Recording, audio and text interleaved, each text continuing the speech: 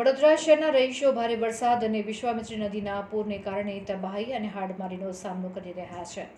રાહત વ્યવસ્થા અને નુકસાનની જાત તપાસ કરી મદદરૂપ થવાના હેતુથી ગતરોજ ગુજરાત વિધાનસભા કોંગ્રેસ પક્ષના નેતા અમિત ચાવડા ગુજરાત કોંગ્રેસના પ્રતિનિધિ મંડળમાંથી ગુજરાત પ્રદેશ પ્રમુખ પંકજભાઈ પટેલ, પ્રદેશ પ્રવક્તા પાર્થિવ રાજસિંહ કઠવાડિયા, શહેર પ્રમુખ ઋત્વિજ જોશી, વિરોધ પક્ષના નેતા ચંદ્રકાંત શ્રીવાસ્તવ, પ્રદેશ પ્રવક્તા નરેન્દ્ર રાવત, પૂર્વ વિપક્ષી નેતા અમીબેન રાવત, પ્રદેશ અગ્રણી ગુણવંતરાય પરમાર સહિત શહેર કોંગ્રેસ સમિતિના પદાધિકારીઓ દ્વારા વડોદરા શહેરના વિવિધ અસરગ્રસ્ત વિસ્તારોની મુલાકાત લેવામાં આવી હતી. વિધાનસભા કોંગ્રેસ પક્ષના નેતા અમિત ચાવડાએ પ્રેસને સંબોધન કરતા જણાવ્યું કે આજે 72 કલાકથી પણ વરસાદ બંધ થઈ ગયો હોવા છતાં પણ અનેક વિસ્તારોમાં પાણી ભરાયેલા છે. મોટાભાગના વિસ્તારોમાં જ્યાં પાણી ઓસરી ગયા છે ત્યાં પણ હજી સુધી લાઇટ ચાલુ નથી થઈ. કેટલાય લોકોને પીવાના પાણીની તકલીફ છે. નાના નાના બાળકો દૂધ જેવી જીવન જરૂરિયાતની વસ્તુઓ માટે ટળવળી રહ્યા છે. દરેક વિસ્તારોમાં ગંદકીનું સામ્રાજ્ય એટલી હદે છે કે મોટા પ્રમાણમાં રોગચાળો ફાટી નીકળે તેવી પરિસ્થિતિનું નિર્માણ થયું છે. તો અમિત ચાવડાએ જણાવ્યું કે દરેક વિસ્તારમાં જ્યારે મુલાકાત લેવામાં આવી ત્યારે નાગરિકોએ ખૂબ દુઃખ અને વડોદરા કોર્પોરેશન પરના આક્રોશ સાથે પોતાની વ્યથા ઠાલવી હતી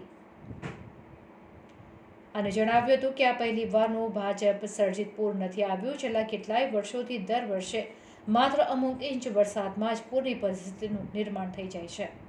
2019થી સતત દર વર્ષે આ સ્થિતિનું નિર્માણ આ ભ્રષ્ટ અધિકારીઓના પાપે થઈ રહ્યું છે.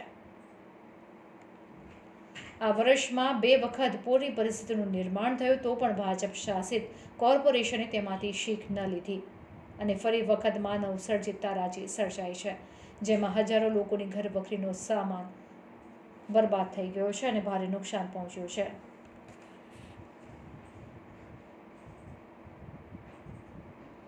તો અમિત ચાવડાએ જણાવ્યું કે વડોદરામાં આવેલું પૂર એ કુદરતી નથી, પરંતુ સત્તામાં બેઠેલા લોકોની મિલીભગત, ભ્રષ્ટાચારને કારણે જ જે દબાણો થયા છે, ગેરકાયદેસર બાંધકામો થયા અને પ્રી મોન્સૂન કામગીરીમાં ભ્રષ્ટાચારને કારણે નદીના પાણીનો અને ગટરોના પાણીનો જે યોગ્ય નિકાલ થવો જોઈએ તે થયો નથી અને જેને કારણે વડોદરા શહેરમાં આ તારાજીના દ્રશ્યો સર્જાયા છે. વડોદરા શહેરના નાગરિકોના ટેક્સના પૈસાનો સંપૂર્ણપણે ભ્રષ્ટાચાર થયો છે તથા જે પૈસા જ્યાં વાપરવા જોઈએ ત્યાં વપરાયા નથી, જેથી આ પૂર કોર્પોરેશન સરકાર સર્જિત પૂર છે જે સાબિત થાય છે.